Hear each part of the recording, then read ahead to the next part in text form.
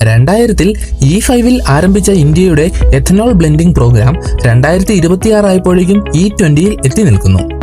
ഇന്ത്യയുടെ സമ്പദ്വ്യവസ്ഥയ്ക്ക് വലിയ നേട്ടമാണ് എഥനോൾ ബ്ലെൻഡിംഗ് എന്ന് സർക്കാർ അവകാശപ്പെടുമ്പോഴും രാജ്യത്തെ കോടിക്കണക്കിന് വാഹന ഉടമകളുടെയും ജനങ്ങളുടെയും ആശങ്കകൾക്ക് ഉത്തരം ലഭിക്കുന്നുണ്ടോ?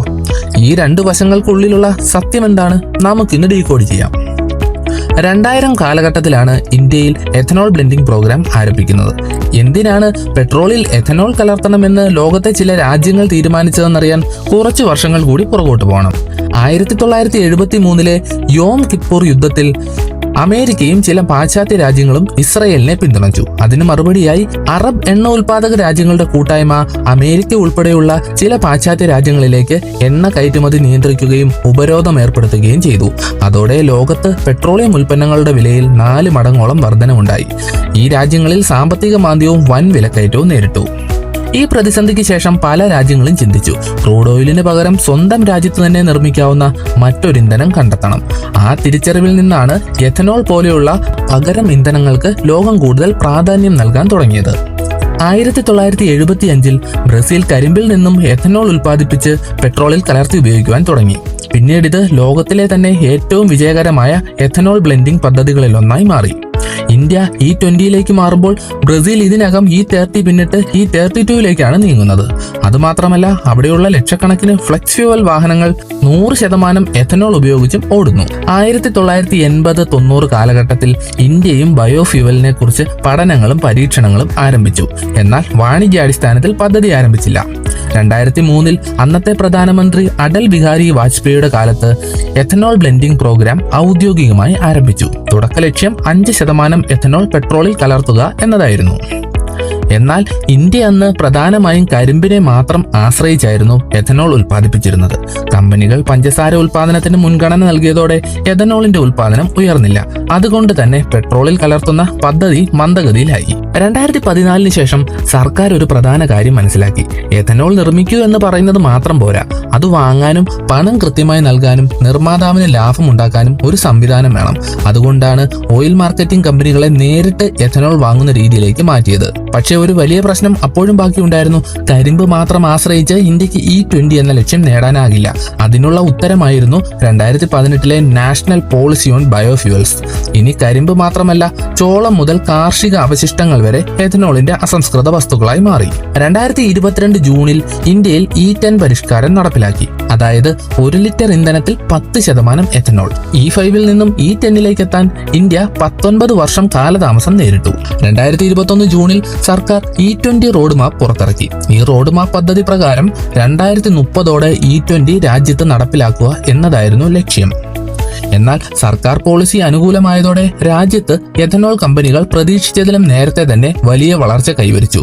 പെട്രോളിയം കമ്പനികൾ കൂടിയ അളവിൽ എഥനോൾ വാങ്ങി തുടങ്ങിയതോടെ 2030-ൽ ലക്ഷ്യം വെച്ച പദ്ധതി 2026-ൽ തന്നെ സർക്കാർ നടപ്പിലാക്കി.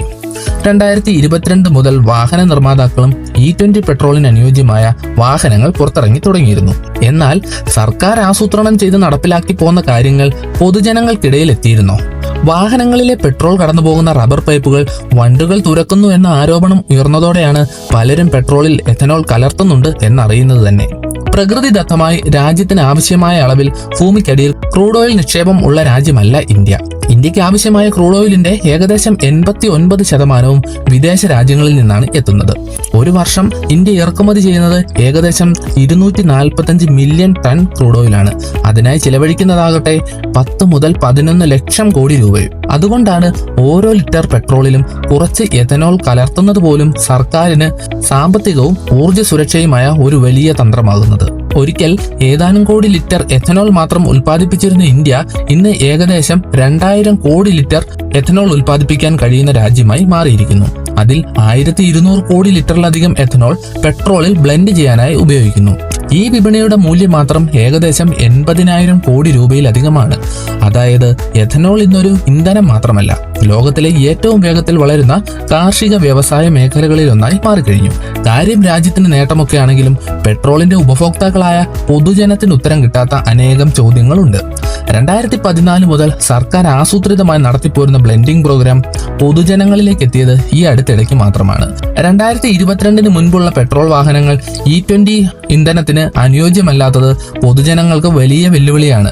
പെട്രോളുമായി സമ്പർക്കത്തിൽ വരുന്ന റബ്ബർ ഭാഗങ്ങൾ വേഗം ദ്രവിച്ചു പോകുന്നു എന്ന ആരോപണം വളരെ ശക്തമാണ്.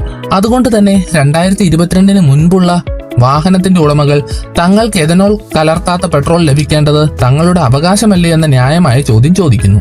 എഥനോളിന്റെ എനർജി മൂല്യം പെട്രോളിനേക്കാൾ കുറവായത് കാരണം വാഹനങ്ങളിൽ മൈലേജ് നഷ്ടം 2 മുതൽ 6% വരെ സംഭവിക്കുന്നുണ്ട്. അതുപോലെ ക്രൂഡ് ഓയിൽ ഇറക്കുമതി കുറയ്ക്കുന്നത് വഴി രാജ്യത്തിന് ലഭിക്കുന്ന ലാഭം ജനങ്ങളിലേക്ക് എത്രത്തോളം എത്തുന്നു എന്നതും വലിയ ചർച്ചയാണ്. എഥനോൾ ബ്ലെൻഡിംഗ് നയം ശക്തമായി മുൻപോട്ട് പോകുന്നതിനിടെ കേന്ദ്രമന്ത്രി നിതിൻ ഗഡ്കരിയുടെ കുടുംബത്തിന്റെ എഥനോൾ ബിസിനസിനെ കുറിച്ചും ചോദ്യങ്ങൾ ഉയർന്നു. എന്നാൽ സോഷ്യൽ മീഡിയയിൽ ഏറ്റവും കൂടുതൽ ആരോപണം നേരിടുന്ന അദ്ദേഹത്തിന്റെ മകൻ നിഖിൽ ഗഡ്കരിയുടെ സഹ ഉടമസ്ഥതയിലുള്ള സിയോൺ അഗ്രോ ഇൻഡസ്ട്രീസ് എന്ന കമ്പനി ഇന്ത്യയുടെ ആകെ എഥനോൾ ഉൽപാദനത്തിന്റെ 1% പോലും ഉൽപ്പാദിപ്പിക്കുന്നില്ല എന്നതാണ് മറ്റൊരു വസ്തുത. ചരിത്രം നമ്മെ പഠിപ്പിക്കുന്നത് ഒരു കാര്യം മാത്രമാണ്: എല്ലാ വലിയ തീരുമാനങ്ങളും തുടക്കത്തിൽ വിവാദങ്ങളായിരുന്നു. ചിലത് വിജയമായി മാറി, ചിലത് പരാജയമായി. എഥനോൾ ബ്ലെൻഡിംഗ് ഇന്ത്യയുടെ അടുത്ത വിജയഗാഥയാകുമോ, അതോ ചരിത്രത്തിലെ മറ്റൊരു വലിയ പരീക്ഷണമാകുമോ? വിധി എഴുതാൻ ഇനിയും സമയമായിട്ടില്ല.